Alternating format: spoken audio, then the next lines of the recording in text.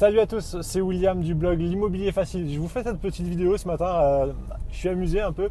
Il fait encore un petit peu noir. Je pars sur un rendez-vous et dans la voiture, j'étais en train d'écouter la vidéo d'un ami qui s'appelle Sébastien Ascon qui est spécialisé dans la location courte durée. Donc, vous pourrez aller voir son blog louerencourtedurée.fr et profiter pour aller voir sa vidéo. En fait, dans cette vidéo, il explique une journée de loose, comme il l'a appelé hier, avec que des mésaventures et que des choses compliquées à gérer, en disant du coup que l'immobilier était quelque chose de effectivement génial, mais que parfois ça pouvait être un peu compliqué, qu'il pouvait y avoir quelques contretemps, des choses un peu plus difficiles à vivre et à régler que d'habitude. Et du coup, effectivement, c'est des choses qui arrivent à tous les investisseurs immobiliers. Et moi, justement, hier, j'ai vécu une journée tout le contraire de ça. C'est-à-dire que j'ai passé une journée, mais juste un peu incroyable en fait.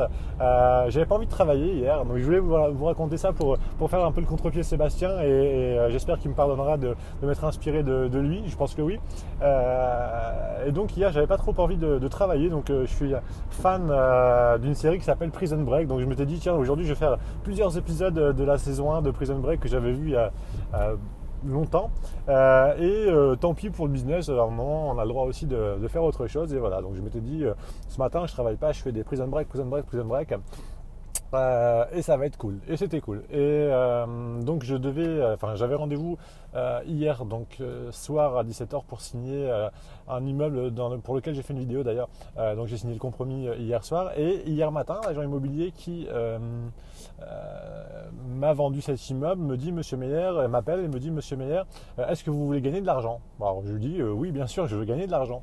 Et il me dit voilà, notre vendeur de l'immeuble a trouvé un autre acquéreur que vous à beaucoup plus cher, et donc si vous voulez bien vous sortir de la vente, eh bien il vous donne 5 000 euros. Voilà, comme ça. Ce à quoi je lui réponds non merci, je veux pas 5 000 euros, je veux acheter l'immeuble. Et il me dit je vous comprends forcément, à ce prix-là, vous avez bien raison, donc on reste comme ça. De toute façon, le vendeur est engagé, il a voilà, tous les papiers sont prêts, donc ça veut bien dire qu'il s'est engagé, il ne peut pas revenir en arrière, donc on signe le compromis. Donc voilà, ça reste comme ça. Et puis je continue à regarder mes séries, etc. Le même agent immobilier en tout début d'après-midi me rappelle et il me dit Monsieur Meyer, vous voulez gagner de l'argent? Et je regarde, j'ai encore, décidément, vous m'aimez bien. Et il me dit c'est pas pour la même chose, j'ai 2-3 choses à vous proposer très très intéressantes, et on en reparle ce soir. Donc, puisqu'on se voyait le soir pour signer le compromis. Donc, sur ce, je raccroche, je continue mes séries. À 16h, j'avais une visite pour un appartement, donc je visite l'appartement. Bon, je vais faire une offre pour le principe, je ne pense pas qu'elle passe parce que je vais faire une offre bien plus basse que ce que la propriétaire veut, et elle est déjà en dessous du prix du marché. Donc ça risque de pas passer, mais ça c'est pas grave. Ensuite, je pars à mon rendez-vous pour signer le compromis de l'immeuble, chose que l'on fait, ça dure 2 heures, mais bon, ça c'est pas très très grave. Donc voilà, me voilà avoir signé le compromis de l'immeuble. Il ne me reste plus qu'à trouver le financement, mais c'est déjà bien avancé.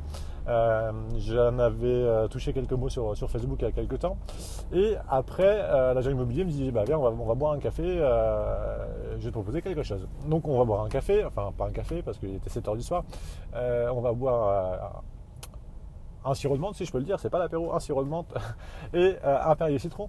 Et il me dit voilà, j'ai un copain qui vend son immeuble, et si tu veux, je te vends le grenier à 10 000 euros. Le grenier fait 40 à 50 mètres carrés au sol, dont 20 à 25 mètres carrés loi Carrez. 10 000 euros. Deuxième très très bonne journée, nouvelle de la journée quand même. 10 000 euros en plein centre-ville de Rouen. J'ai oublié de préciser, en plein centre-ville de Rouen. Donc deuxième super bonne nouvelle. Et il me dit, et également en bord de mer à Dieppe, j'ai un bien, donc il y a un studio, on rentre dans une cour et il y a un grand bâtiment de 150 mètres carrés à rénover, et il est à vendre 40 000 euros. Donc là, encore une fois, je suis assez surpris. Donc aujourd'hui, je vais aller visiter ces deux biens-là, évidemment. Et puis, donc je repars pour rentrer chez moi. Et je suis en train de faire acheter à un de mes clients une maison qu'on va diviser en deux pour probablement la revendre. Donc faire un achat-revente avec une plus-value qui est prévue entre 40 et 60 000 euros. Donc quand même quelque chose d'intéressant.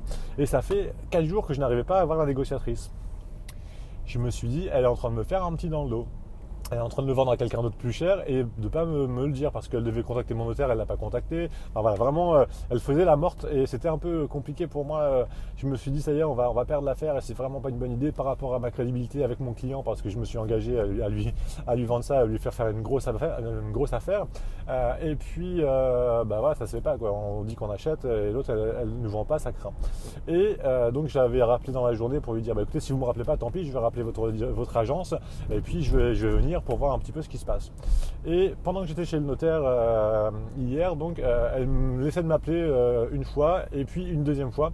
Et en fait, elle me laisse un message, elle est alitée, elle a un vrai problème de santé.